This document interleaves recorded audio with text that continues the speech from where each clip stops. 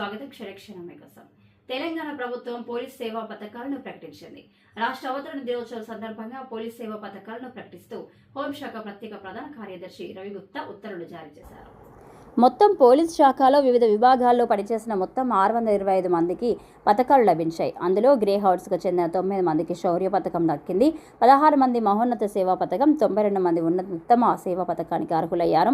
అలాగే 47 మందికి కఠిన సేవా పథకం, 461 మందికి సేవా పథకానికి ఎంపికయ్యారు.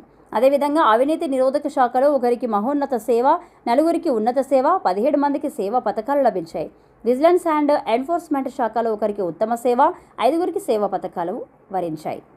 స్పెషల్ ప్రొటెక్షన్ ఫోర్స్లో ఒకరికి మహోన్నత సేవ, 3 ఉత్తమ సేవ, 15 మందికి సేవా పథకాలు వచ్చాయి.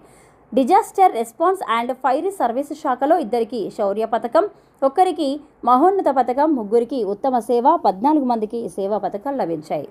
తెలంగాణ రాష్ట్రం ఏర్పడిన నాటి నుంచి ప్రతి ఏడాది అవతరణ దినోత్సవం సందర్భంగా పోలీసు అధికారులకు సేవా పథకాలు ప్రదానం చేస్తున్న విషయం పాఠకులకు తెలిసిందే.